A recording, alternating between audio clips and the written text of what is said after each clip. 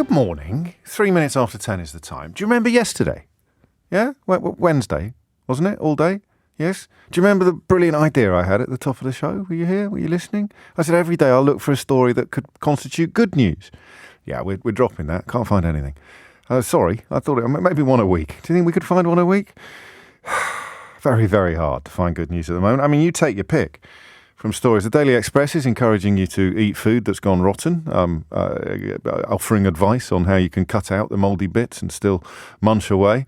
And there is also a warning from do you remember Jenny Harries, who didn't have the greatest coronavirus crisis, but always seems strangely loyal to the government? She's got a nice new promotion, and in her new job, she's warning people not to turn off their fridges to save money on energy bills, because the consequential, what would the word be, sort of rottenness of their food, infection, grossness, grim things could happen to your food. So don't turn your fridge off, because it could end up making your food poisonous. And you wonder why I struggle to find any good news stories that are out there. Results day, Wayne writes, is the dullest day in radio. Come on, LBC, surely there is some polarising narrative you can get us angry about. Do you know what? There is actually, Wayne. Because James Cleverly has said something I agree with for once. I suggested to you yesterday that the most terrifying words in the English language were Cabinet Minister Kit Malthouse. I think perhaps Education Secretary James Cleverly might just pip that sentence at the post. But he has suggested that it is perfectly right for universities to try to lower the bar slightly qualifications-wise, exam results-wise, for people from poorer backgrounds. And I agree, despite the fact that it will, in a couple of years, start discriminating against my own children, at which point I will almost certainly completely change my mind and start railing like a Daily Telegraph columnist about how the most privileged children in the country are routinely oppressed, suppressed and discriminated against. Yes, I quite liked Poonami as well, Nigel. Thank you. I think we'll be using that a little bit today. So anyone of a very, very delicate disposition, look away now. That's the word I'm going to use to describe the sewage crisis, which is how it appears to be to me. I won't list the 52, well, I probably will actually at some point, but 52 places where swimmers have been advised to stay out of the water. The Safer Seas and River Service, which is run by the campaign group Surfers Against Sewage, monitors water quality at over 400 locations on UK coastlines and rivers. And it shows that sewage has been discharged into seas at beaches in Cornwall, Devon, Sussex, Essex, Lancashire, Lincolnshire, Northumbria and Cumbria. One of the many, many mysteries regarding this curious conspiracy between client journalism and Conservative government is they often seem to think that no one else is paying attention. And by that I mean other countries. Now would be a time, I imagine, that tourists from overseas would be more welcome than ever before in the United Kingdom, on these islands, not least because hospitality is under all sorts of pressure, not least because profit margins are under siege from various pressures, from energy costs through to food costs. I mean, now is the time that you would really want to be tempting tourists to these islands. And what are they going to see in their newspapers today? They're going to see that the United Kingdom has been hit by a poonami. This is not good. This is not good at all. It's political. Of course it's political. Water companies, I should tell you, are allowed to release sewage into rivers and seas to prevent sewage works becoming overwhelmed during times of heavy rain. The bottom line is, however, that a failure of investment in infrastructure and storage tanks has created a scenario in which I don't want to use that word again. Keith, can you count? Can you keep count? Once every 8 minutes, shall we say? So I can do it just once more before 1:15, before we go to the next junction. I can have one more. Okay? Is that all right? Thank you. It's like everything else. I know what you're thinking. You're thinking it's flipping Groundhog Day, isn't it? Because it doesn't really matter what we're talking about. Yesterday, it was in many ways it was the same conversation, wasn't it? About productivity and the fact that Liz Truss's ignorance has led her to insult all British workers by concluding that they're lazy. The reason why productivity in this country lags behind other countries, other comparable economies. Oh, speaking of comparable economies, you've seen that we've got the highest inflation in the G7, haven't you? By some distance, actually, which is odd, given that it's been caused exclusively by the coronavirus and the war in Ukraine. I had no idea that only the United Kingdom had been affected by coronavirus and the war in Ukraine. Because there's nothing else that is unique to the United Kingdom that we've done in the last few years that might have inflicted economic harm upon us, is there? It's not like the actual governor of the Bank of England warned about how doing something unspecified and mysterious in, say, June 2016 would cause a huge hike in inflation. It's none of that. Okay, it's just weird, isn't it? I thought that the war in Ukraine and the coronavirus crisis was a sort of equal opportunities event that would affect many other countries in exactly the same way that it affected the United Kingdom. But no, according to this government, it is coronavirus and Ukraine that explain why we've got the highest rate of inflation in among all the most developed nations on the planet, among comparable economies. Don't mention the B word. We've got a B word and a P word today, but I can't mention the P word again until 10:15. You may have gathered by now that I'm not entirely clear on what line I'm going to take in to the sewage conversation. You can generally tell that by the extent of my burbling and waffling in the first 5 minutes of the programme. If I've got a really clear, simple question, I might go off on mad tangents, but I always come back to the clear and simple question. And at that point, having stated the clear and simple question, I usually go 0345 6060 973. So what's the question today? I don't think we can do the politics of it again. It's becoming surreal now. Actually surreal. It's as if we live in two countries. There's a country where it is obvious that a huge amount of our problems are caused by letting businesses ride roughshod over everything from regulations to populations. It never more clearly, surely, than in the case of water companies. These companies are posting enormous profits. You know they are. Telephone number profits, while not being capable of keeping actual effluent out of the seas on unprecedented scales, pumping more of it. And one of the great benefits of European Union membership was our clean beaches. They were the pride of Europe at one point, but not anymore. It's incredible that most of us, I think, live in that world, right? You look at the story today, summer of sewage on Britain's beaches, and that's from your Super Soaraway Daily Mail, summer of sewage on Britain's beaches. And you think, how have we allowed this to happen?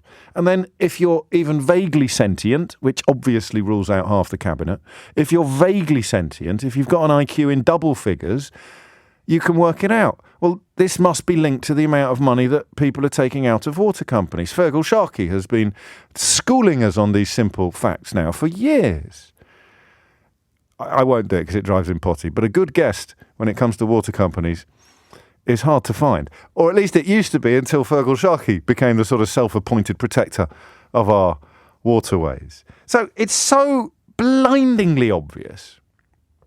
I'm going to stop using the other B word as well. I don't know if you were listening yesterday. Somebody pointed out that I'd started the word that you used to describe a tomato juice and vodka beverage, the one that comes before Mary. I'm going to stop using that word because it was suggested yesterday that the reason why some of my callers have started effing and jeffing a little bit more than I'm comfortable with might be because I've lowered the bar myself as a consequence of pure anger.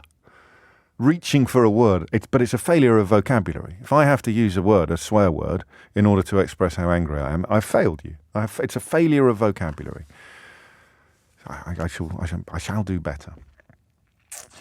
So you look at this, and it's so obvious that the reason why our beaches are covered in sewage, or our seas are full of sewage, is because of the amount of money that the companies have been paying out to shareholders, who aren't lazy, by the way. It's the workers that are lazy. The shareholders are great. Yeah, absolutely great. Copyright Liz Truss.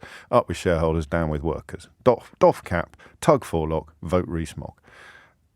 So I don't think there's any point talking about that. Unless I'm wrong. Unless the enormous salaries paid to the chief executives and the top brass at these companies and the enormous profits divvied up among shareholders and investors, that has absolutely nothing to do with the fact that they haven't spent any money on infrastructure or storage to such a degree that we're now pumping gallons of sewage into our seas, then by all means give me a call and set me straight. 0345 6060 973. I do every day want to ask, why do we put up with it? How do they get away with it? I think most days we do ask a variation of that question, don't we? What what is happening to us? Why do we put up with this? How do we get away with it? How do they get away with it, rather? We don't get away with anything. But I won't ask that.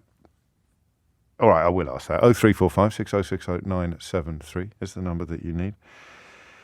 And then I just think we'll do the what of it rather than the why. And I just want to know what it means. Okay, so if you are in Cornwall, Bristol, Cumbria, Devon, Dorset, God, a lot of Dorset, Essex, East Sussex, the Isle of Wight, Lancashire, Lincolnshire, North Yorkshire, Norfolk, not a lot of Norfolk. Heatham's a nice beach though. Somerset, Norfolk's probably the British seaside bit I know best. West Sussex, and Wales, only one resort in Wales, Bridgend, Sandy Bay in Porthcawl. What does it mean on the? Oh, I was about to say on the ground. What does it mean on the beach? What does this mean? So you as a holiday maker, 0345 6060 973. How does it affect your plans? I mean, it's just gross, actually. I'm not. Some days I just use the word anger to excuse my potty mouth. Some days there's a deep sadness that overtakes me, and I can't come on air and articulate my deep sadness every day because, goodness me, it's you tune in for fun and frolics, for levity and lightheartedness, for banter between me and Keith. Although you can only hear my half of it, which, trust me, is just as well. Some days I feel a deep sadness. And today is one of those days, and I think it would be wrong not to articulate it today. I think it would be wrong to try. It's just tragic. It's absolutely heartbreaking. I'm not angry. I'm heartbroken. I love the British seaside.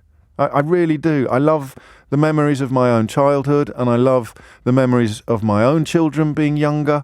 I love everything about it. The British seaside, whether you're in Cornwall or Norfolk or Dorset, if you get lucky, there is it's as fine as anywhere in the world. You come down a country lane in Cornwall and stumble across a little cove that was probably once used by smugglers, or you find yourself just stepping off the beaten track in Norfolk and you happen upon a couple of old mussel boats, or a really anomalous little port that's still actually sending out a tiny fishing fleet every day in the middle of the marshes. You just didn't even know it was there.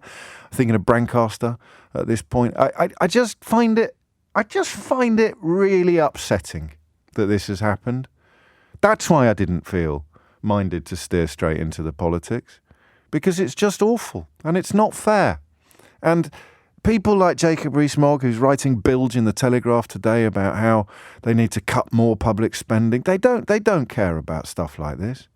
They don't think there is anything remotely wrong with sucking the marrow out of essential services to enrich already wealthy people, while the rest of us have our beaches engulfed in shockingly high levels of sewage.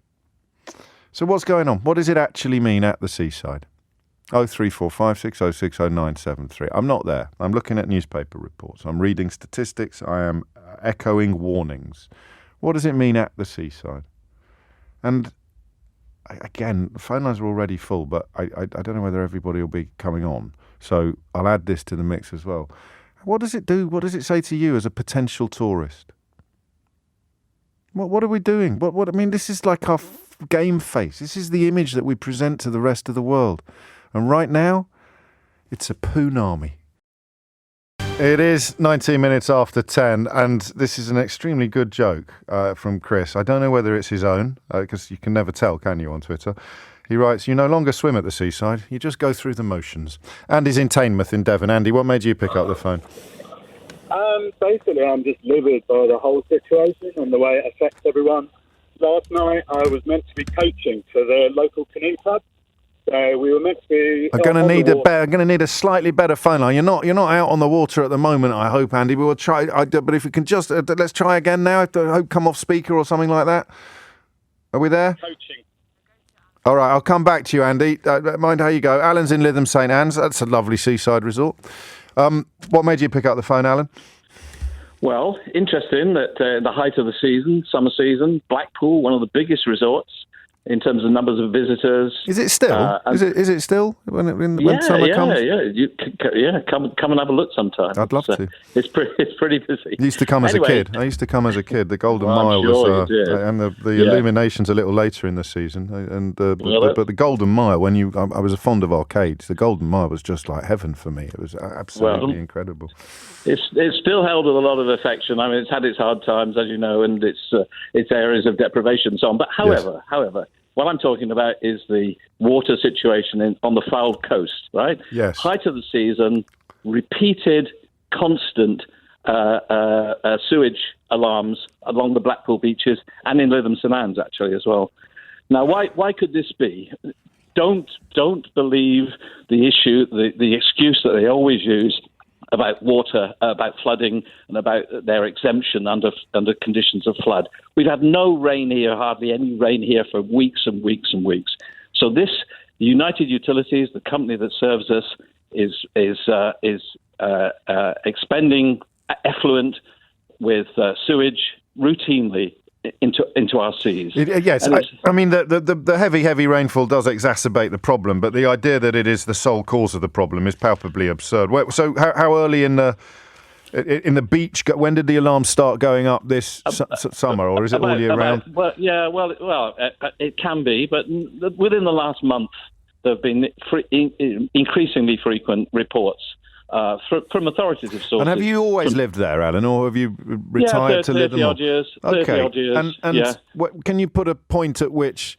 Because I mean, we can say with some confidence that 10 years ago our beaches were pretty special. We had all sorts of flags up, didn't we? Displaying the fact that they were by EU standards among some of the cleanest around. When did the rot, for want of a better word, when did the rot set in? I think the last couple of years, actually. Okay. We have had blue flag conditions along this coast, but it's deteriorated within the last year or so. The company never, the United Utilities never really explains it. Only 5 years ago, 300,000 people in and around this area had to drink bottled water because of a cryptosporidian outbreak.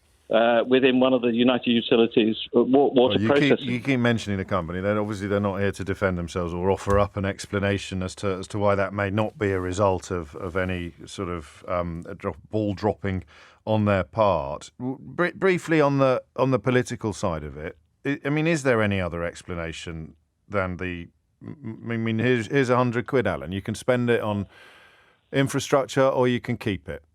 That's it. Well, I'd spend it on infrastructure because clearly the water treatment processing in this area, whoever does it, is inadequate and has been in recent years. It may be through underinvestment from the company. It's whatever the reason, the outcomes are the same, and you can see it through the sewage and of course it's PR. Their job is not to tell us the truth necessarily, but to sort of put sticking plasters on the problem. A spokesman for Southern Water said yesterday's thunderstorms brought heavy rain which fell onto parched ground and couldn't absorb surface runoff, meaning that more rain than usual overwhelmed our network. But as Alan reminds us, this stuff is going on all the time. 52 places, 52 bathing spots in the United Kingdom where you are being warned to stay out of the water.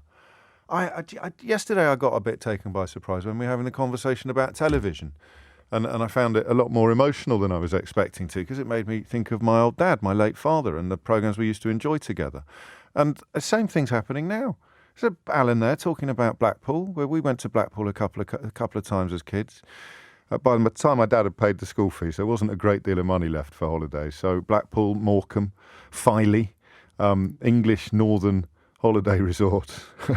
You didn't see a lot of sun, but it's me. It's who I am. And what have they done? Look what they've done. Look what they've done to our beaches. Andy's in Teignmouth. Where were we?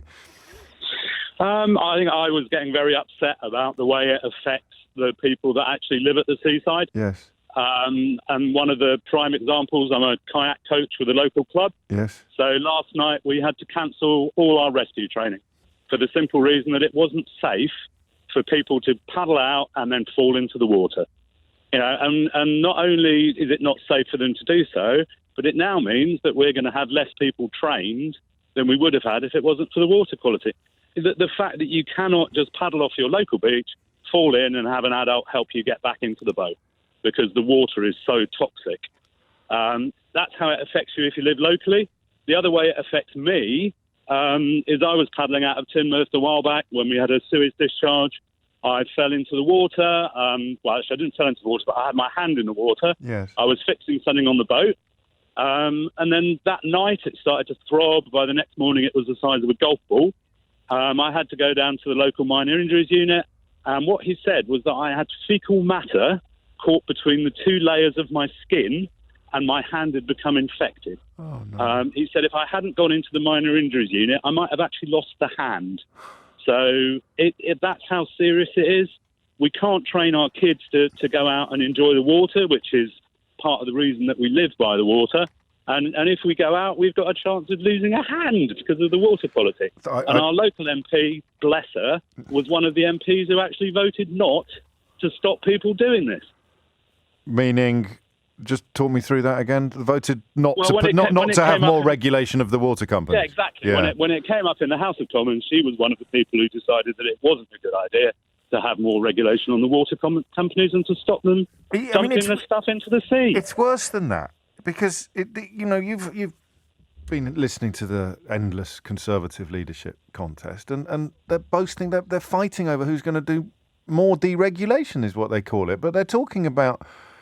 I mean, I don't get it some days, Andy. I look at it and she's meant to represent us. She's Yeah. meant to be our MP, and she is the one who, I mean, how she's ever going to get re-elected down there, I don't know, because people are absolutely livid. Well, that is the mystery, and I'm yet to find the nutcracker to crack that nut, because every day, underpinning almost every conversation we have on the programme, there is, as I mentioned earlier, a strong sense of how do they keep getting away with it? How do they keep... the conversation now about how we need fewer regulations, we need to give business more freedom to do whatever the hell they want in pursuit of profit, and yet, as you say, people still vote for it. Would you like to have a guess at how much money... shareholders have been paid in dividends by the water companies since privatisation? It's billions. Is it 56 billion, was it? That's not bad, actually. That's how much they've borrowed over that period of time. That's how much they borrowed, that's right. Yeah. But they've paid out up Go on. 67 then. It's pretty good, isn't it? £72 billion. Okay. I know it's... And there we go. There we go. He's just capsized. I just lost the phone line at the end there. But, I mean, you see what I mean about it being just heartbreaking rather than enraging? It's enraging as well. You go out for a paddle in your kayak and you could end up losing a hand because you've got fecal matter stuck between your skin layers. Oh, God. 28 minutes after 10 is the time. Paul's in Braintree. Paul, what would you like to say? James, it kind of links to the last caller. I think what a lot of is going on is the bystander effect. What do you mean? Everybody expecting somebody else to do something about it. You take, for example, the other day, I wasn't able to tune in when you were talking about James Cleverly. Yes. You should have been asking the people of Braintree and that area. You ring in and tell me why you should vote this guy in again. Look what he's doing to your area. Same with all these coastal areas. Well, to be fair, we literally just did that with the last caller. I mean, he didn't name the MP. No. But you didn't name her, and you didn't say, right, she is your MP. What are you going to do about it? It's up to you. It's not down to them. It's up to us. It's a fair point. We have to do something about it. I don't take criticism well, Paul, as a general rule. So what I did then is I just bit down upon my initial reaction, which was like, well, all right, then you present the show. And you're right, actually. I mean, it is the case that these people, as Alan just reminded us, they don't just sort of get dragged along by momentum. They actively exercise their votes to protect and enrich the companies, which involves polluting the beaches, doesn't it? Yeah.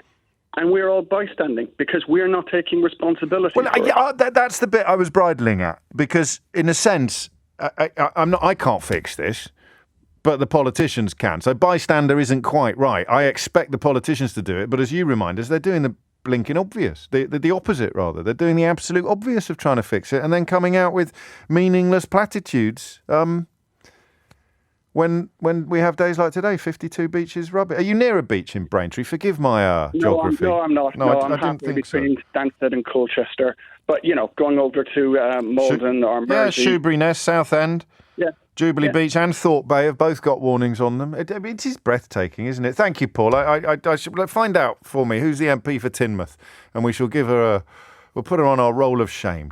10:30 is the time. Dominic Ellis is here now with your headlines. 33 minutes after 10. It's like that phrase, isn't it? You got one job. I suppose water companies essentially have two jobs. Make sure that the water I drink out of my tap is both plentiful and clean, and please don't pump poo into the sea near my local beach. Or in fact, ideally, anything that hasn't been through a sewage plant ever. Anne-Marie Morris is the MP for the relevant area of Devon that Alan rang us through.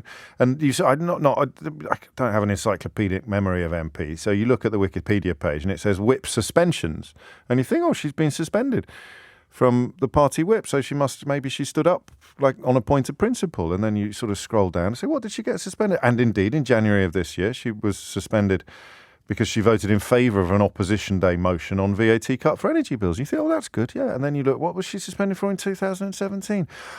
OK, yeah, she was the one recorded on a parliamentary panel using the phrase N-word in the woodpile to describe the threat of leaving the EU without a deal. Ooh, OK. I do vaguely remember that. And I don't know if this is odd as well. The couple were featured in an article in the Sunday Times in March 2013, that's 3 years after she became an MP, on how high earners could limit their tax bills. Oh, OK. It is 10:34. Becky's in Kenilworth. Becky, what would you like to say? Hiya. Hello, Becky. So just speaking as a parent of two young children, we've been trying to take our holidays mostly in Britain for the last few years just because it's easier, really. And also there are so many lovely places in Britain to explore. And because we live in the middle of the country, going to the beaches and the seaside is a real treat. Yes. And another strand is that we were told constantly after COVID, we must keep tourism within Britain to try and rebuild the economy, etc. And so it just seems like, there's two opposing things at the same time that the government wants us to both ignore and do. And so, yeah, it's like, which do you want us to do? Do you want us to put up with the sewage in the seas and get ill, or do you want us to But they don't care, do they? This is what's so dispiriting about it.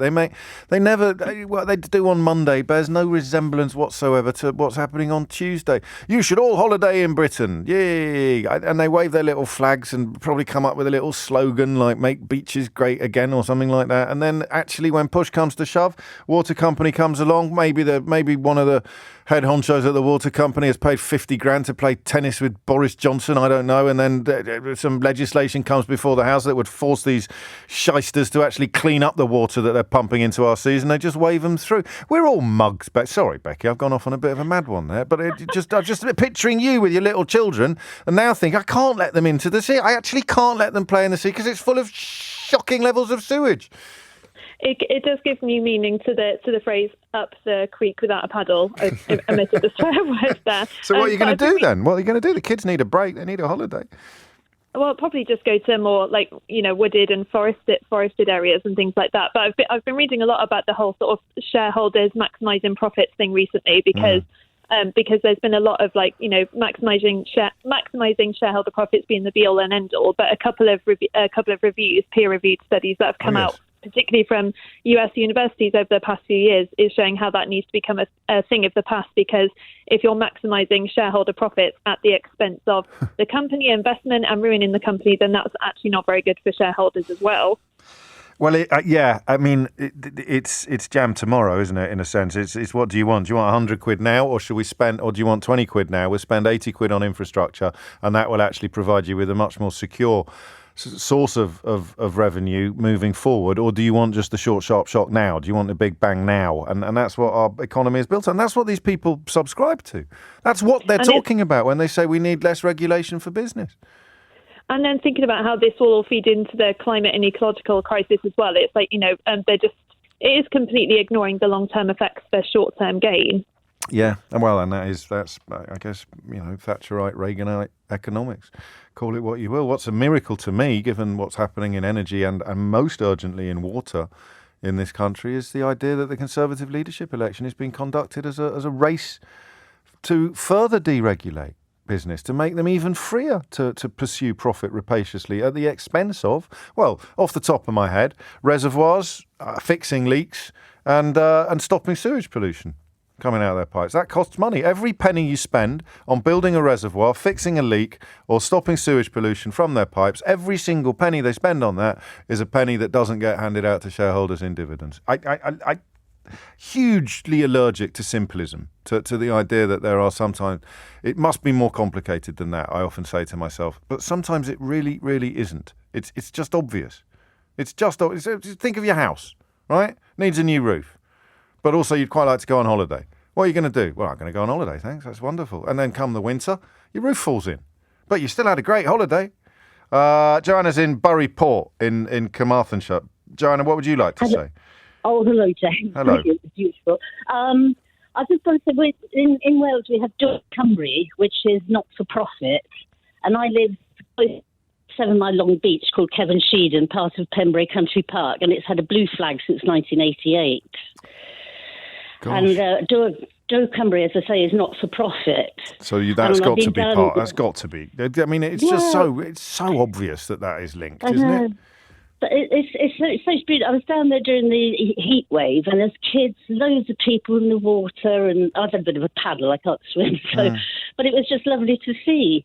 I mean, it's beautiful. It's really flat. It's quite safe, as long as you know the tides.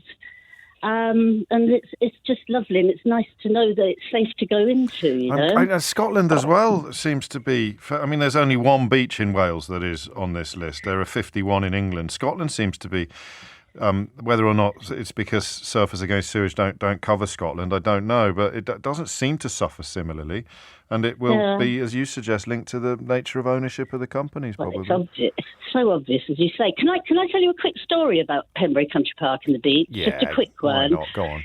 It's so interesting to me, anyway. 1969, we found out that the Ministry of Defence wanted to take over the whole beach and the area for a put gun emplacements from Shoebury Nest. Oh, yeah. 17 gun emplacements all along the beach, firing out towards the Gower. Right. We found out, no consultation, we found out the whole community's got together. We fought it. We had an inquiry and we won. Yes, it was called SOS, Save Our Sands, the SOS campaign. It's the 50-year anniversary in 2019, and we've had a commemoration stone put down there, and because the whole area would be dead. You defeated the British Army.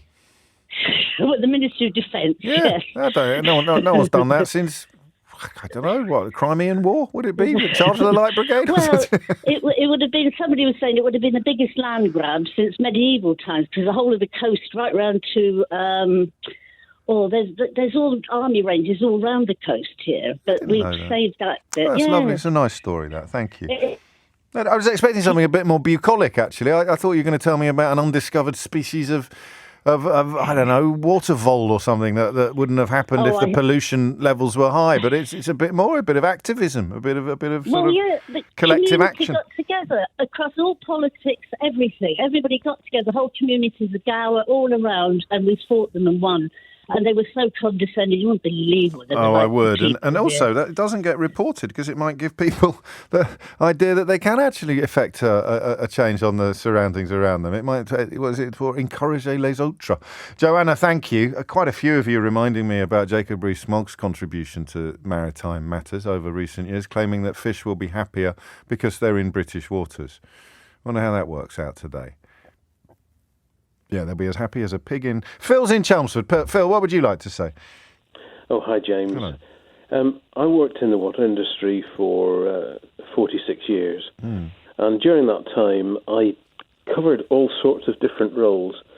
Initially, in the mid-'80s, I was what was then called a pollution control officer, and I looked after a particular river catchment in relation to, on a day-to-day basis, in relation to discharges into it and so on. And I am utterly perplexed by this current discussion, by the lack of mention of the Environment Agency, because the role that I fulfilled was subsequently taken over by National Rivers Authority at privatization, and then subsequently by the Environment Agency. So all of these discharges that we're hearing about have to be licensed, and they are licensed, and those licenses contain conditions, and the breach of those conditions is an offence, and the fines are enormous. And I do not understand why. I've seen Fergal Sharkey on the television.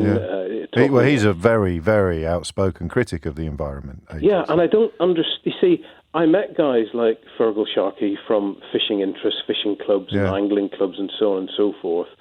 And they were vociferous. I should add that I was never a passionate environmentalist. Sure. In inverted commas. It was my job. Okay. And if I found an illegal discharge, I would take a sample in a particular way, which means that it could be presented in court. And I took industrialists, farmers. At the time, I actually worked for the Water Authority, who looked after the water supply, the sewage treatment, and the rivers. So it was somewhat frowned upon if I were to take a legally approved sample from my own organisation. But nonetheless, it could happen. And I think I've lost contact with my colleagues who went the way of the environmental monitoring. But I think what we're looking at is the product of two things: light touch regulation on the one hand, definitely, and secondly, a drive within all, and I'm using the word corporate in the broadest possible sense. Yes. So I would regard the police as a corporate attitude towards crime, and I can only perceive that as things have developed with time, the Environment Agency have taken the view that, we're not paying you to drive around in your car, taking samples, going into industrial sites, going onto farmers' property, inspecting, actually physically entering. I had powers of entry. I never had to use them because I was pleasant to people. But if I felt something was going on that wasn't legal, I could go to a magistrate. Well, you're talking about, the regulations are light touch and the imposition of them is even lighter touch, or the enforcement of them. The only thing I'd quibble with you on is the size of the fines. Because the Environment Agency makes all the right noises. They've called for jail time for chief executives and board members whose companies are responsible for the most serious incidents. But, their other argument is that sometimes the fines that they can impose, it's currently seeking permission from the courts to impose much higher fines, because sometimes the fines they can impose amount to less than a chief executive's salary. And of course, it's not the chief executive that pays the fines; it comes out of the pot anyway. My understanding is the Environment Agency don't impose fines; it's courts that impose fines. Because all of the prosecutions that I was involved in, we actually went to magistrates' court. Yes, well, either way, the Environment Agency wants the courts to impose much higher fines.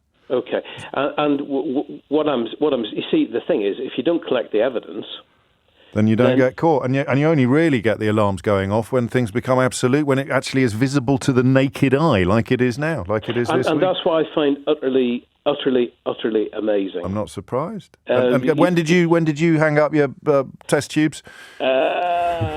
I'd rather not say. Oh, okay. I'm just trying to put a timescale on the collapse. Well, right, leaving your own career out. So I finished with the river pollution side of things at privatization in 1989. Right. The actual impact of privatization, I do think, from an insider point of view, as it were, that privatization has led to significant improvements in drinking water quality that's good to and in river water quality. Right. I can tell you from actual experience that there is a much greater focus on delivering actual work under the privatized model. There was a very we're about to run out of time, Phil. But so just in a sentence, if you would. I was just going to say so. The local authority attitude to this isn't anybody's money, so we can waste it. That has gone. I see what you mean. Yes, no, that makes perfect sense. So, in terms of the things that the customer is really going to be almost voting with their feet about, the quality of the water coming through their taps, you would probably think it was worth investing money in that, or at least you would think it was worth having a more efficient system in place for dealing with that, which makes it even more of a mystery. I share your sense of bafflement that the sewage story continues to run amok in the way that it is this week. 10:48 is the time. Thank you, Phil. 10:50 is the time. 0345 6060973 is the number that you need. I wonder, still people wondering quite how these British fish are going to feel about swimming in British waters on a day that 52 bathing spots received sewage warnings. And Feargal Sharkey always gets mentioned in these conversations, quite rightly, because he has sort of, probably by dint of his celebrity in other fields, he's managed to focus attention upon the issues. And he is understandably furious today with one water company boss essentially telling people to make their own decisions about whether or not to get into the water. You then need to use your judgment on whether you feel it's safe to go swimming or not. And I'll just take a moment, if I may, to use this as an illustration of what is so rancid about British politics at the moment, and about this disgusting, parasitic, symbiotic relationship between billionaire client journalism in our newspapers and increasingly on these funny little TV stations that they keep setting up, and the government, the extremely right-wing government that we have now post-Brexit. Because you then need to use your judgment on whether you feel it's safe to go swimming or not. That is nanny state, you see, to find the pejorative that they use to persuade you to act against your own interests. I don't want to live in a nanny state. I'm a grown-up. But it means things like having definitive guidance on a beach about whether or not, if you get into the water, you're going to run the risk of having your hand amputated as a consequence of a fecal infection, which is what the first caller of the day brought to our attention. Oh, no, you need to use your own judgment. It's like saying, and remember when they jumped all over this in the early days of the coronavirus crisis, when they started talking about common sense. It's common. You need to use your common sense. So what it is that very, very wealthy people despise you, and they absolutely hate the fact that they have to pay taxes to keep systems in place that protect all of us, because they can afford to protect themselves. That's all it is. It's not complicated, and you don't have to be a communist to see it. That's all it is. They hate it. And so they find people to run these companies who are dedicated to the task of simply making them richer, and everyone else can go whistle. If you spend your holidays in Mystique, you don't need to worry about sewage being pumped into seas at British beaches, do you? And so there's the phrase. You then need to use your judgment on whether you feel it's safe to go swimming or not. Sorry, I got a bit distracted.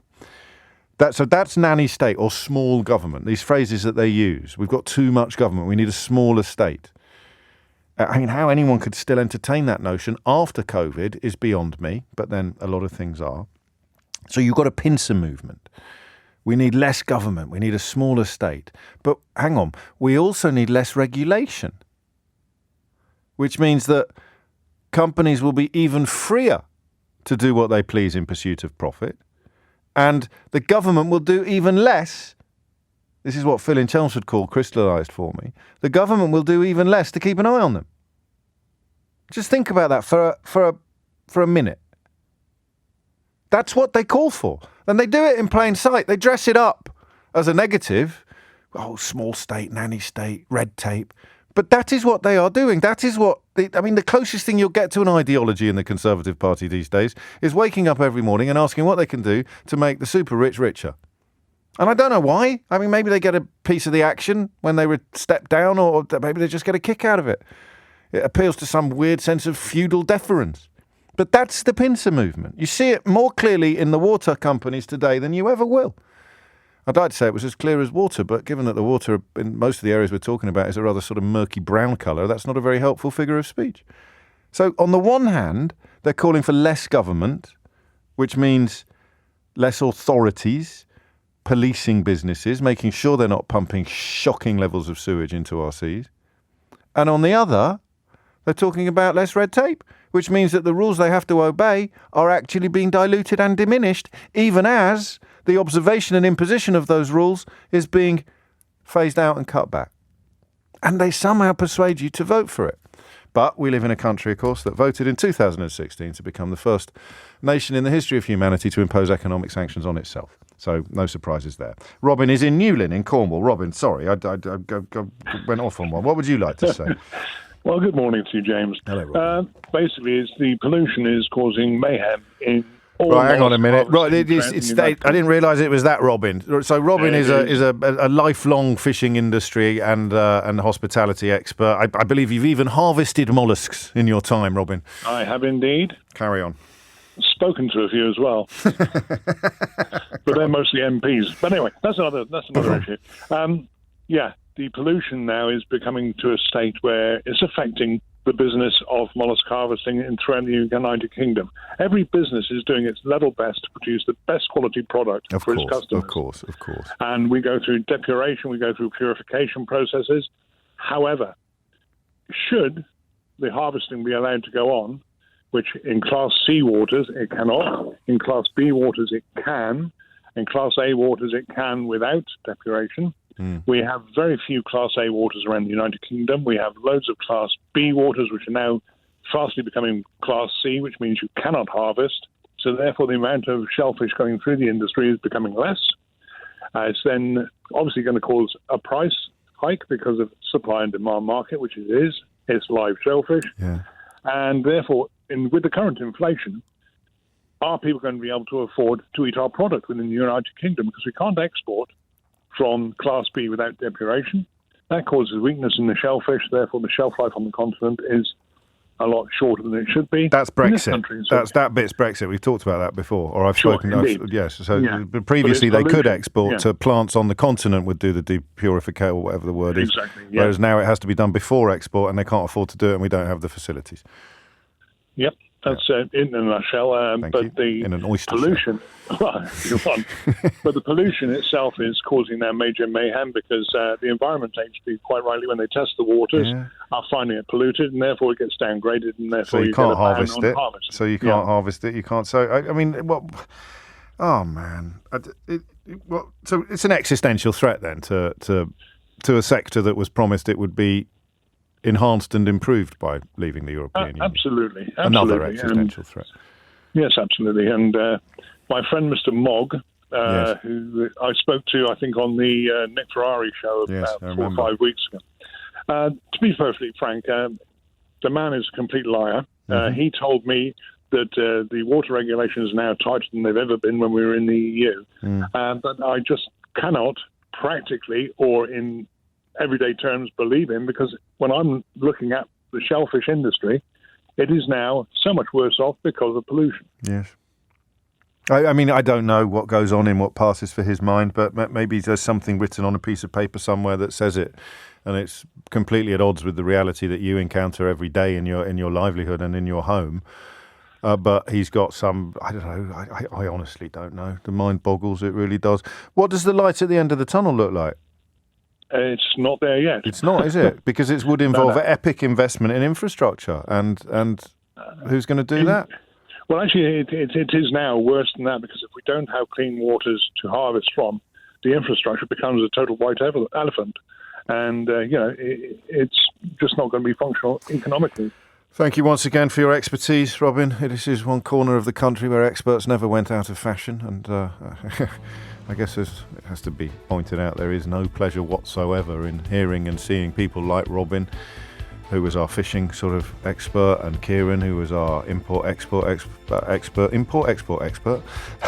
being proved absolutely right about absolutely everything. But of course, some people still not ready to admit that. And in fact, speaking of Rees-Mogg, and speaking of common sense, and speaking of regulation, when they all collide, you end up with a government minister appearing on this radio station claiming that people who died in the Grenfell Tower tragedy somehow lacked common sense. So that's what happens. That's exactly the same, isn't it, when you think about it, as telling people that they have to decide whether or not to get into sewage-infested waters. It's not our job to make sure there's no sewage.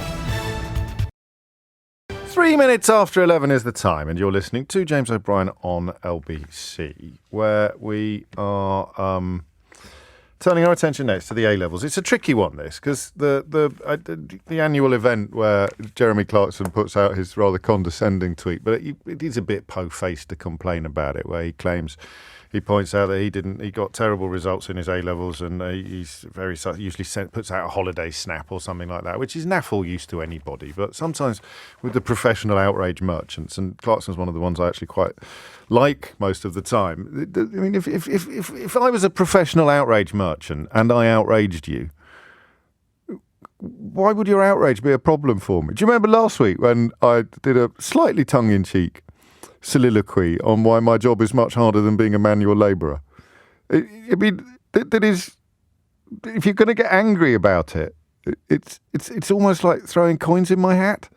It's so funny how that model of media works. I sometimes think we should do it more. I really do. It's so easy, but it's generally right-wing. It's got to involve, as Wayne said at the top of the show, it's got to involve sort of manufacturing. I'm not cynical enough. I'm too honest to do it. So I could do it sort of tongue-in-cheek when I've actually said to you, right, we're going to have a little bit of fun now.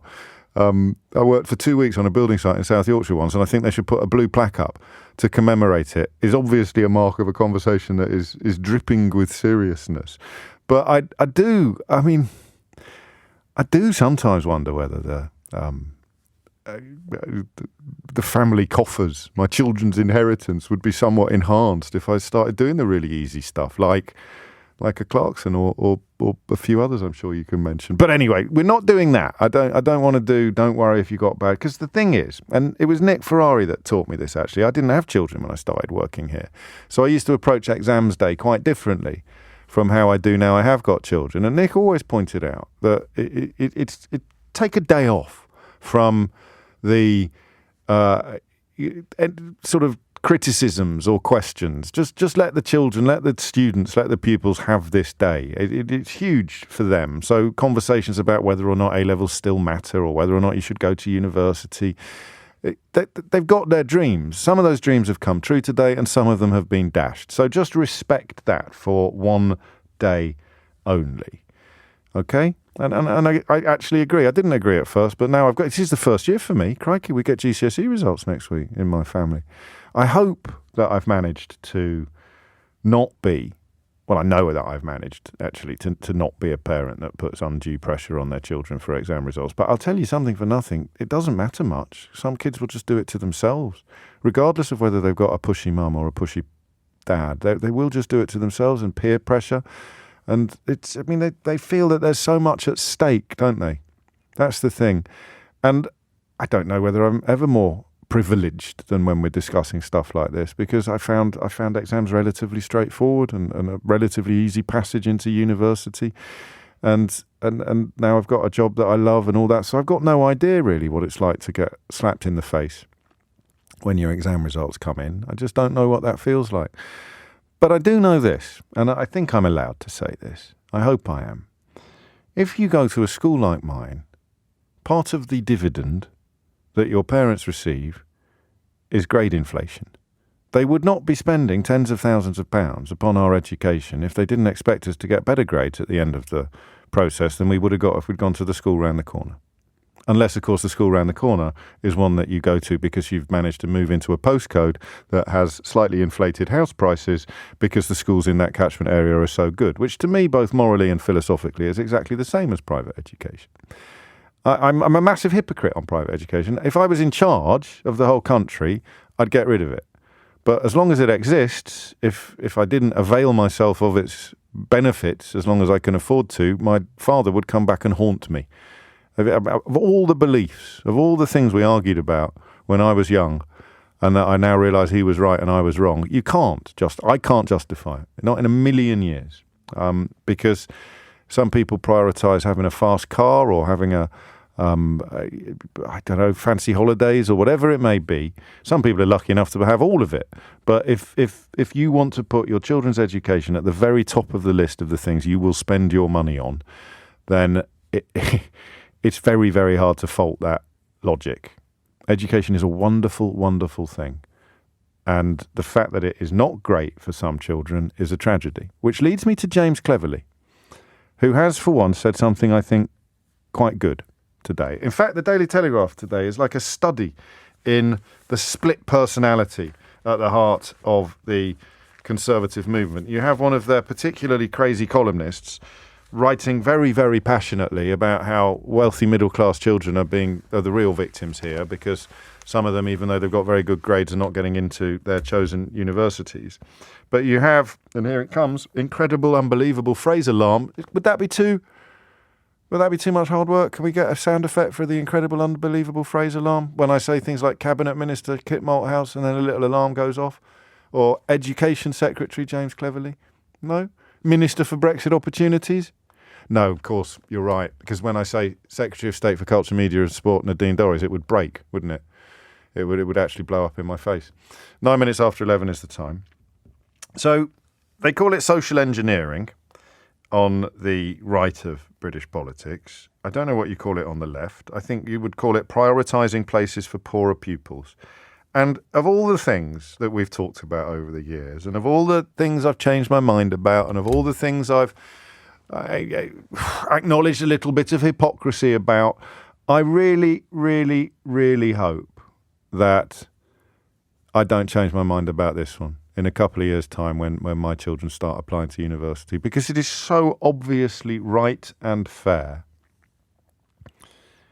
that children from poorer backgrounds have lower thresholds to get over in order to get into higher education institutions. I mean, I can't even believe it needs to be articulated or argued, because, as I said at the outset, the reason for being sent to fee-paying schools is partly the old school tie and the secret handshakes and all the rest of it. The swagger, it was called, wasn't it, recently? Public school swagger. All of that. We know. I tell you what happened. Nick in Westminster rang in. So Nick in Westminster he doesn't ring in for a while. Because he's not in Westminster anymore. And you realise within about 4 words that Nick in Westminster, LBC caller Nick in Westminster, is in fact Nicholas Soames, Tory grandee and of course grandson of Winston Churchill and stalwart of the Parliamentary Conservative Party until Boris Johnson got in. And he rang in to object to the phrase public school swagger. And it was a very nice call. And he was talking up the state schools in his constituency. At the end of the conversation, I simply said, but you don't send your children to them, do you? And there's a delicious pause. Sometimes silences are the best bit of radio. Don't say it, Keith. There's a lovely little pause. He goes, do you know, you've just bowled me middle stump, old boy, or something. And that's the point about the hypocrisy of it, is that you can be truly committed to raising the standards of every educational institution in the country, but as long as you can afford to send your children to an even better one, then, in my opinion, you're mad if you don't. And I'll take on the chin any criticism that invokes. But it seems to me to impart a moral duty then to acknowledge what you are paying for. And what you are paying for is better exam grades. Among all the other things like, do you know my school, have I told you this? It had a pack of beagles, my school. So normally when you talk about posh schools, you say, we had an 18-hole golf course. We had 64 tennis courts. I think my school wins. It had a pack of beagles. You could go beagling on Saturdays. Talk about blank faces staring back at me from the other side of the studio. Beagles, like hounds, like a pack of beagles. I don't know why. I never went beagling, all right? It was one of the many missed opportunities of my youth. But you could go beagling. What did they even chase? Did they chase that? I should have asked at the time, shouldn't I? I'd left the school 30 odd years ago. So I can't quite understand, unless it's a sort of combination of guilt and denial, how anyone could ever argue against this, how anyone could ever argue against the idea that paying school fees or getting into very, very good selective schools in catchment areas where the property prices reflect the quality of the schools doesn't deliver better exam grades. And if you accept that, then you must accept that a child at an inferior school with, for example, a B, will quite conceivably be a more gifted student or a pupil with more potential than a child at a fee-paying or selective school with a grade A. Otherwise, why do they pay all this money out in school fees? Why do you do it if it's not to get better grades than you'd get at a bog standard comprehensive? I honestly, of all the conversations we have, of all the sort of traditional debating topics and all the traditional toing and froing. This is one for me that I find hardest to even begin to understand the opposition. Because there is no earthly way that a tiny proportion, I think it's 8 or 9% of parents in this country, would pay enormous sums of money to send their children to private schools if they didn't get better grades at the end of it. There was one story recently, it was about 10 years ago, I think it was a footballer, and his kid came out with rubbish grades. He wanted to sue the school for breach of contract, and I thought that was actually quite beautiful in its simplicity, because that's what you expect when you pays your money. So how can anybody possibly argue with the notion that if you went to a normal school, perhaps is not the right word to use, but if you come from a poorer background, it should be easier for you to get into university than someone from a wealthy background? What am I missing? 0345 6060 973. But here's the thing, right? Here's the thing. How do you do it? That's the only fly in the ointment of my certainty. And it's only a relatively recent fly. I've always thought this was really clear and obvious. But actually, how do you do it? 0345 6060 973. Here's a kid who went to my school. Here's me with my A's, all right? And here's you with your B's and C's. You're actually better. You're a better historian than I am, but I've got an A and you've got a C. How do you know? How do you find out? How do you identify that kid there who's a better historian than me? Because right now, according to A-level grades, I'm getting that university place. How do you do it? I'll take any answer you've got on that, because I truly don't know. It's 11:15. 17 minutes after 11 is the time. You're listening to James O'Brien on LBC, where the conversation is simply about universities being right to prioritise places for poorer pupils.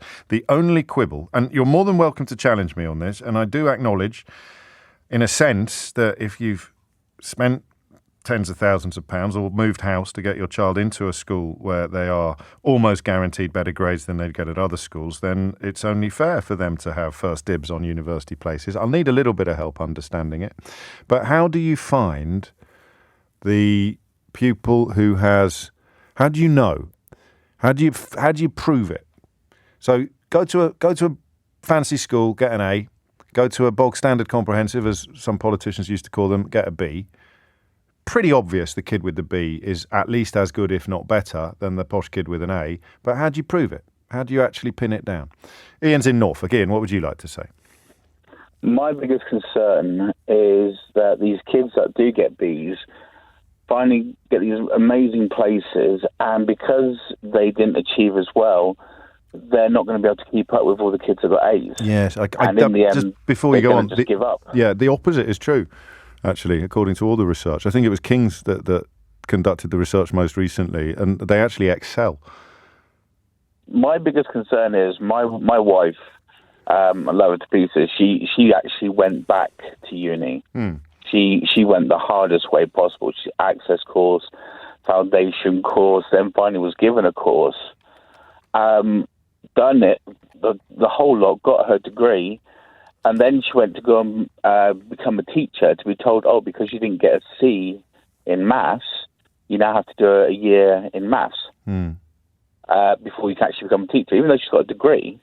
And you're not supposed to get a degree without having a C in English or maths, at least. But because she went the hard way through. But she told me recently that the government's all about scrapping people being able to go to uni if they go the hard way. I don't know how. I mean, it's interesting. I don't know how relevant this is to today.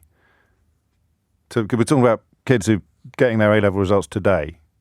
Yeah, no, but what I'm saying is, if they get their A-level results and they don't meet the criteria to get on the course, if they really want to do the course, just like my wife did.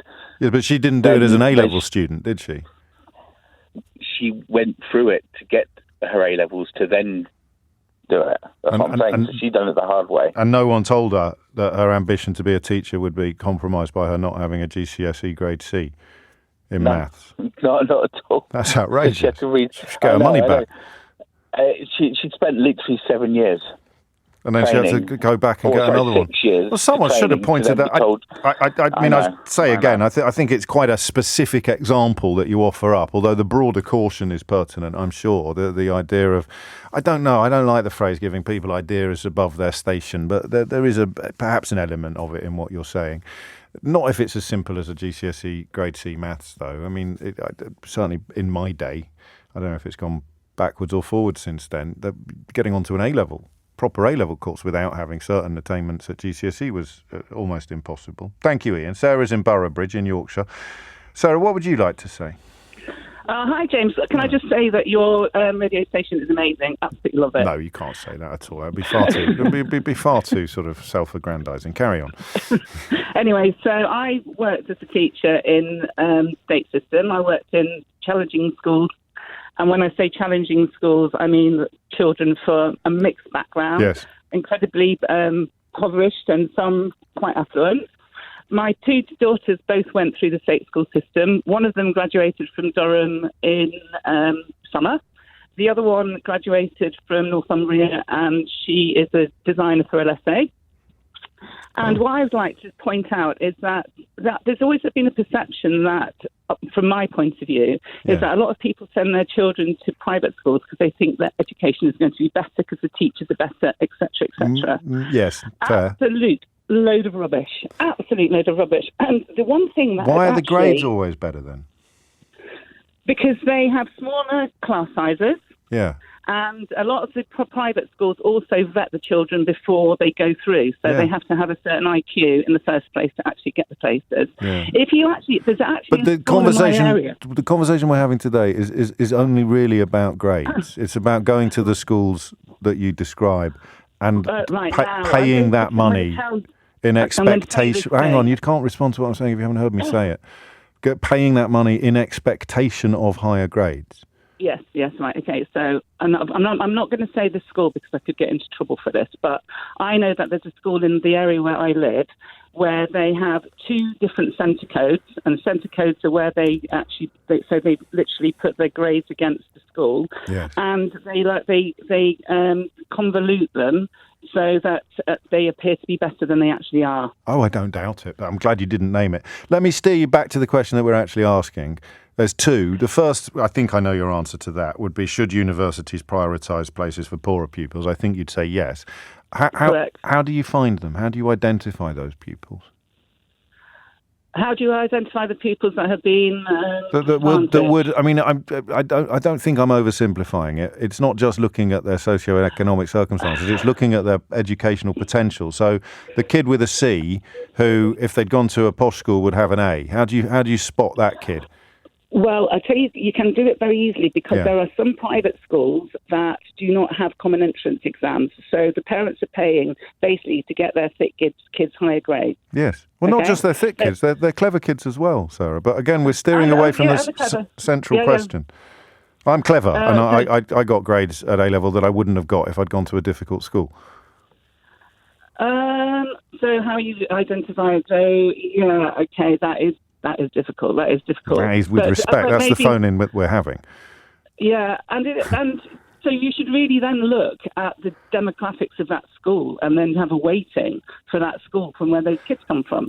So, for example, if you take a deprived school in Leeds and the kids are getting a C and you're taking a private school in London, then maybe there should be a kind of like, as that wonderful Williamson did, put a kind of like an algorithm.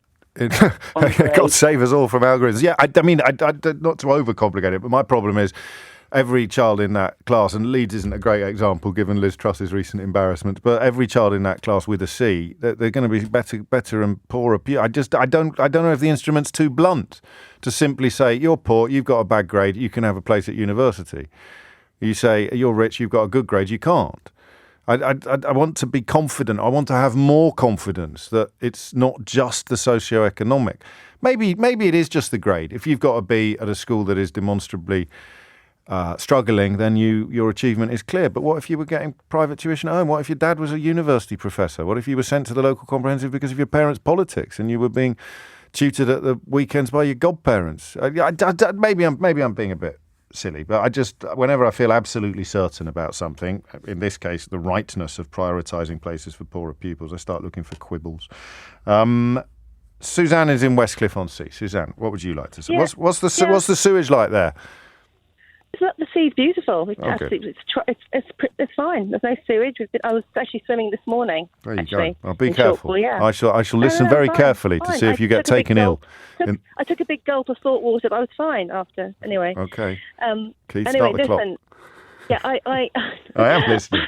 I've got 4 girls, 2 academic, 2 non-academic. Okay, I mean, look, it's not fair. If a child, I think it's all to do with the parents as well. If if a child in an underprivileged, background and goes to the struggling school in their area, if that child shows a lot of potential, I think it's up to the parent. I had to literally fight for one of my children.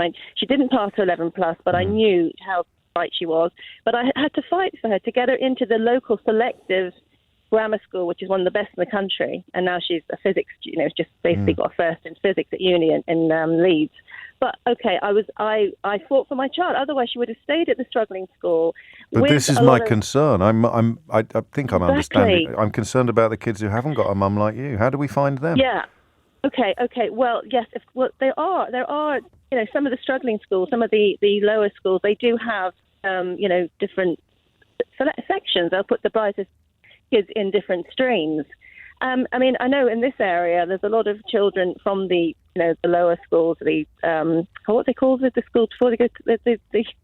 Well, I haven't had a child in school for ages. What's it called? You're sounding Primary a bit delirious. school. Are you sure that water was clean? Yeah, the primary schools, they do have streams, okay, and they can, and the teachers. Yeah, but I'm not interested in the streams. It's the tell- grade they get at the end of it. The grade is not an A or an A They've star. got to be pushed. I knew my child would not be pushed No, but in the this struggling is school. so. I mean, forgive They've got to me. be pushed. Yeah, but they're not Yeah. going to be pushed at schools that don't push children. That's the whole point of this conversation. You need teachers who can push. But We need they haven't teachers got that- that's the whole point. That's what we're going to do. That's what you should be talking about. Employing teachers and trying to, do a big. I'm talking about children who get their A-level results today because today is A-level results day. I'm not having a notional theoretical symposium on how we could improve the standard of schools across the nation. Fair. It's not fair. Life. It really is not fair for those kids who've got, the parents can afford to send them to private schools, and they get, they're only worth a D, but they get a C. I understand what you're saying, but I think it's all down to do with the education of the parents and getting the right teachers. That's what it's, and who can actually spot a bright student. And say, if they like can't, something like that's Matilda, what Matilda. today's Matilda. That's a lovely example. They need what's the teacher called, Suzanne? I forget. Miss. What she oh God. We always remember the baddies. It's Miss Trunchbull. Turnbull. What's the lovely one called? Trunchbull's the baddie. What's the nice one called? Oh God, I can't remember. But anyway, she saw potential. You've got to. Yeah, I know, but have that's teachers to see potential. Yeah, okay. I mean, you can keep saying that again and again and again, and I can keep saying back to you, yes, but we're talking about the children whose potential hasn't been spotted and who've come out with their A-level grades. How do you spot it now in the process of university selection? How do you spot the potential? And if we're proving anything, we're proving my fears that it's blimmin' difficult. And that was a very good use of blimming, which is, I think I've got through half the show, have I now, without actually using that other word that I'm going to stop using because it's lowering standards across the board and explains why some of my callers are getting a little bit more potty-mouthed than usual. 0345 6060 973 is the number you need if you want to join this conversation. The fundamental fairness of it, are we going to get somebody who will take the Daily Telegraph columnist's line that it is outrageous, and these are the names that she's elected to use in her article, it's outrageous that Freddie and Olivia are not getting in onto their university course of choice because some people from the lower orders with inferior exam results have had their access prioritised. Miss Honey, thank you everybody. I've got such an erudite listenership. Of course it's Miss Honey. Is it Lucy Honey? Is her first name Lucy? Either way, Miss Honey. Oh, if everyone had a Miss Honey, wouldn't the world be a better place? Dominic Ellis is here now with your headlines. 33 minutes after 11 is the time, and you're listening to James O'Brien on LBC, where we are examining the comments of James Cleverly, Education Secretary James Cleverly, who has said he is not uncomfortable with universities using the background of children to decide between applicants with similar grades. I think Nadeem Zahawi, who was Education Secretary before James Cleverly, was of the opposite view. He says if universities are recognising that for some students in some circumstances getting the top grade or whatever grade they need is harder than for students from other schools and other backgrounds, then I'm not uncomfortable with that. It's a bit mealy-mouthed, but essentially saying that it's right to prioritise places for poorer pupils or even perhaps pupils who've had a really tough time of it in sixth form, and before. But moving the question along slightly with this enormous caveat that's just been texted in. Hi James, with respect, you've asked a question that's unanswerable and are moaning that your callers can't answer it. Hello, it's the James O'Brien programme. What do you expect to happen? Yeah, there is some truth in that. But how do you spot the kids? How do you spot the young people? I mean, you're looking for someone, or you're focusing upon someone who doesn't have a pushy parent. You're looking at someone who doesn't have teachers who have the time. Never mind the energy or the inclination. They simply don't have the time. They're too busy firefighting. They're too busy feeding kids breakfast because they're not getting any at home. They can't be looking out for... they can't be like Miss Honey and Matilda looking out for the special child. So what do you do? How does it work? If you're going to do this thing where you say, recognising some circumstances, that it's harder for students from other schools and other backgrounds, how do you pinpoint it? How do you pinpoint it? David's in Hammersmith. David, what would you like to say? Hi, James. First of all, thanks for having me.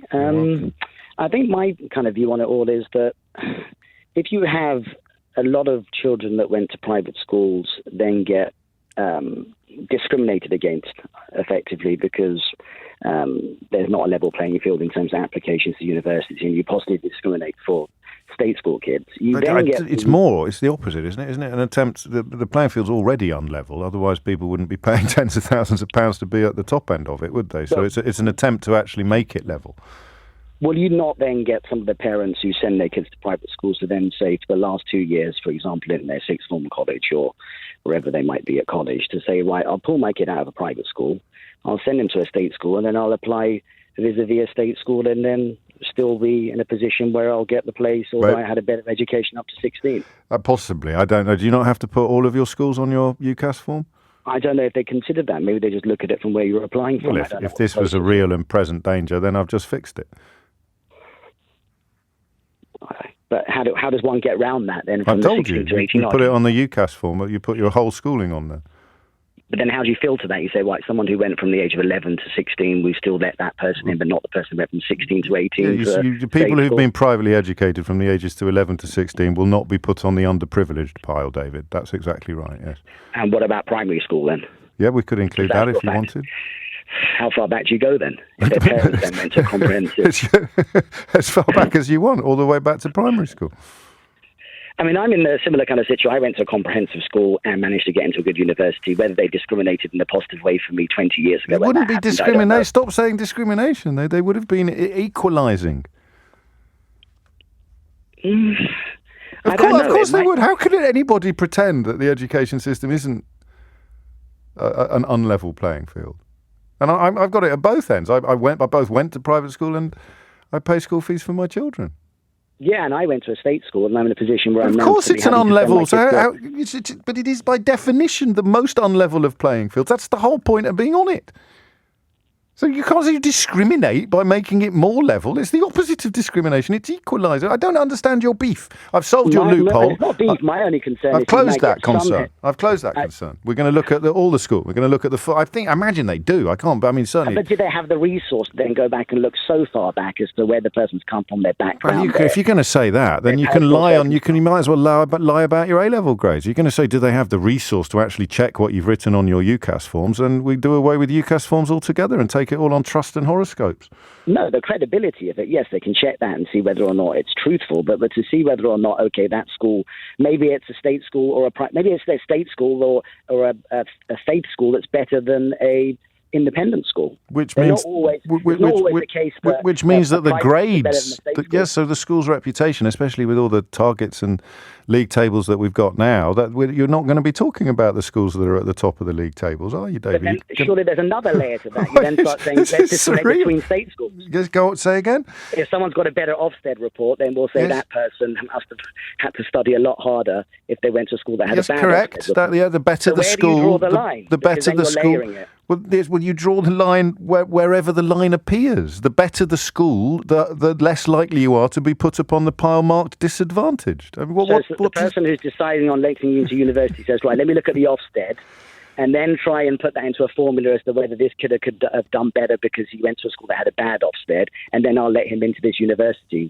How do you regulate that? Well, you don't. You don't regulate it now. This is what the whole phone-in is about. How will the universities do it? And I think unintentionally, you've just come up with a fairly compelling explanation of how they might. Because my concern is you might go to a faith school, a Roman Catholic school, but that will be high in the league tables. So first they look so at you the won't league go. tables, You then won't look get at the put on the candidate and see how well he disadvantage thing. did. I mean, why are you resistant to it? Surely we should be trying to look for solutions to make the world a fairer, more equal place. My only concern is that you've now used the phrase "my only concern" about 10 times with 10 different issues. So on a purely pedantic level, you have way more than one concern. Well, okay, my variety of concerns. my multiplicity of concerns. My multiplicity of concerns are that you will get some people who send their kids to private schools saying, right, at the age of 12 or 13, I'm going to pull him out now, send him to a state school. But we're back at the beginning. This is where we began, and of course that's the problem. The reason why I called in. I know it is, and we've already established how we deal with that. We would look at the full gamut of education, and maybe some people would be that creative. They still have the money and say, right, I'll send him to a state school, in but access, get him a private tutor. Well, they're taking a big chance on that, aren't you? And if it's a loophole, it's a loophole. No system is perfect, but it's got to be better than having a system where the more money you've paid on your child's education, the easier it is for them to get on their chosen course at university. It's a recalibration. It's not a revolution. It's a tweak that will improve things for many children. But yeah, of course, some people will slip through the net. Some people may be cynical enough to deploy the tactics that you describe. But we can't help that, David. All we can do is try to make things better for the majority. Do we extend that through to life and say, right, when they finished uni and got a bad grade, they went to a state school for a primary school and a secondary school, so they got a bad grade at uni, so still give them the job? No, we don't do that. Where do you draw the line? No, I've just answered your question. We don't do that. Of course we don't. Why not? Well, because we live in a capitalist economy and you can hire whoever you want for whatever reasons you want. And we have an education system which is based on how good your grades are. Well, except that we don't, do we? Under this proposal, we have an education system that is based upon how great your potential is. And at the moment, the only guide that is used to establish potential is grades. But as we've both agreed, that's completely unfair because they are essentially purchasable. My only concern is that my children may be discriminated against under this system, is what you meant to say, David. Potentially, it would be, yeah. Yeah. What a waste of both our time that was. Hayley's in Lancaster. Hayley, what would you like to say? Hiya, James. Hello, Hayley. First of all, loving the show as ever. Thank you. Brilliant. It's mystery hour next, eh? Just gets better and better. Yeah. The last call was making me giggle. Thank you. It's a good question. It is. So I want to put forward that it isn't purely the metric of students' grades that are giving them places in university. It's also what they say about themselves in their application, how they talk about themselves, interview, the qualitative information, not just the quantitative. But you can still be taught a lot of that stuff, certainly interview technique and things like that. I mean, I tell you how naive I am and how privileged I am. I thought everyone got taught interview technique until I got to university. Yeah, and realised that wasn't the case. In that case, that's undone what I've said a little bit. But it is a step towards being able to point to be able to spot that potential, right? Yes, of course.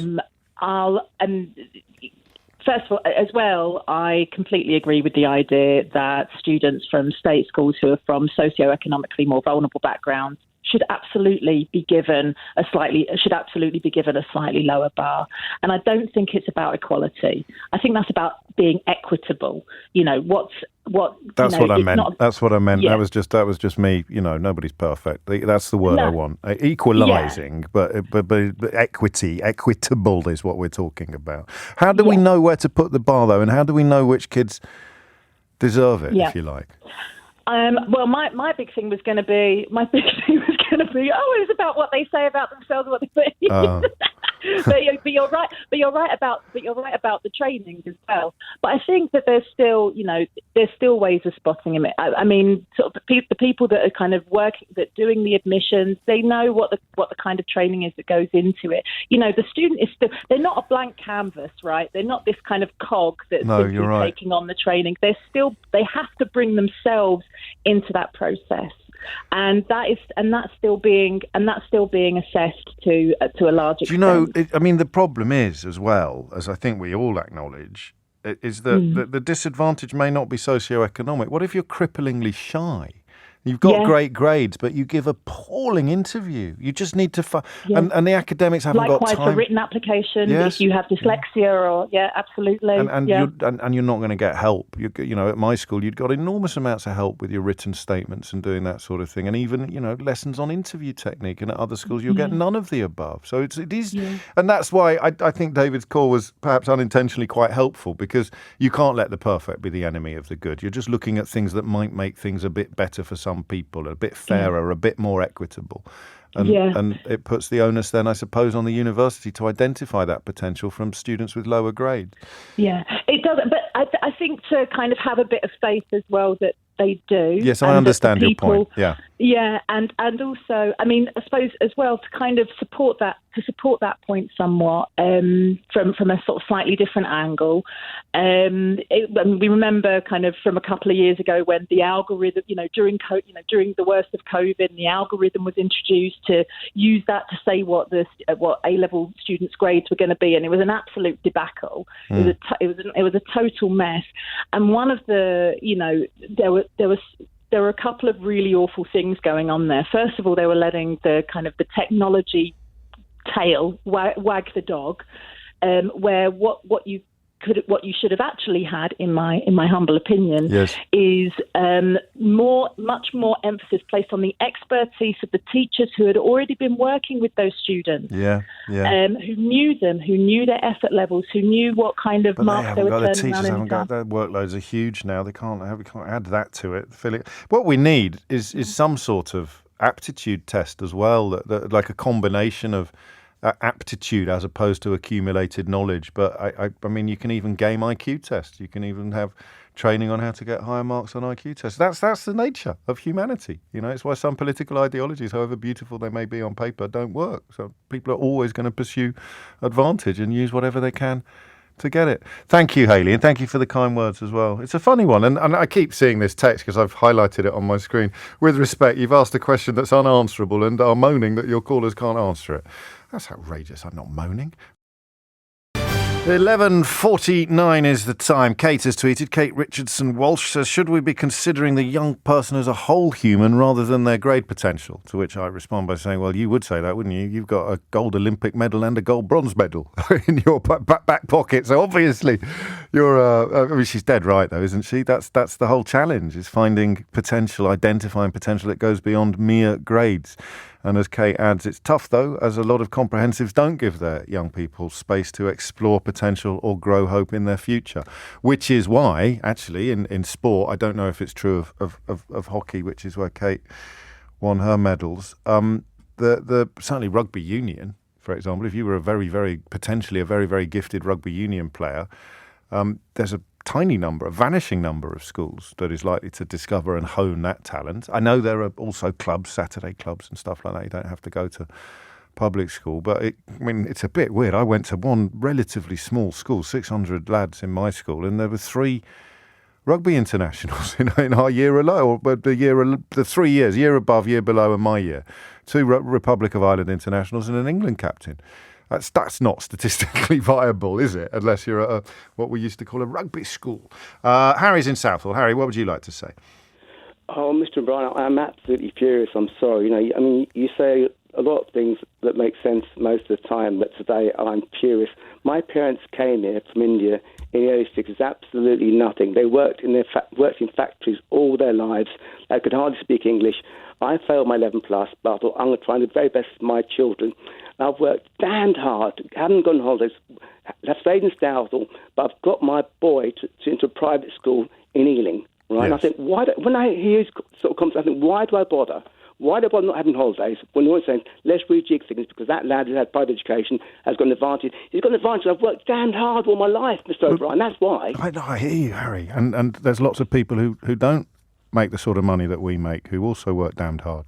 I'm not making massive money, Mr. Brown. I've got another. But there's lots of people who can't afford private school, and they also work very hard. I can't afford it. Every 5 years I'm in business, I fall on the bottom of my bottom. You know, I suffer in business, but always pick myself up. But it's not. It drives me mad. I'm doing this for my son's education. So let's just tip things. Yes, I know, but it doesn't matter how hard you work. What's the point in trying? Why bother? Why bother, Mr. Bryan? Well, because your boy is still going to have all manner of other advantages and will almost certainly get into university somewhere. We're just going to try and open up a few more doors for kids like you. He's not a bright lad. So if he's lucky... Well, they're careful. I mean, you know... No. Well, then maybe university's not the place for him then, and you're actually buying inflated ambitions that he's not going to be able to live up to. Well, what I'm trying to do, Mr. Bryan, is give him half a chance. You must call me James, Harry. You must call me James. If he's not a bright lad, then you may be doing him a disservice by buying him exam grades. No, I'll tell you why. I'll tell you why I'm doing it, because I managed to scrape the 2 E's A-level to get to university, and I basically mixed with better people than I came from in Southall. No, you didn't. You didn't. They're not better people. More successful people. You know what I mean? No, I don't know what you mean. I have no idea what you mean. Oh, really? Yeah, really. Who's better than you? Well, no, I know what I mean. I'm sure everybody else listening knows what I mean. I've no idea what you mean. Who is better than you? You sound like a sort of reverse Rees-Mogg. No. I'm saying basically I mix with people who are more successful than people. You just mean wealthier than your parents. Exactly. Okay, they're not better than you, Harry. No. I'm fully aware of that, Mr. Bryan. Right. Thank you. What I'm saying is I found that in being university, by mixing with those more successful people, they gave me the ability to actually be successful in life myself, because my expectations rose. So regardless of my pathetic academic achievements, exactly, the fact that sort of exactly, which is why we must try harder to get more boys like you into universities.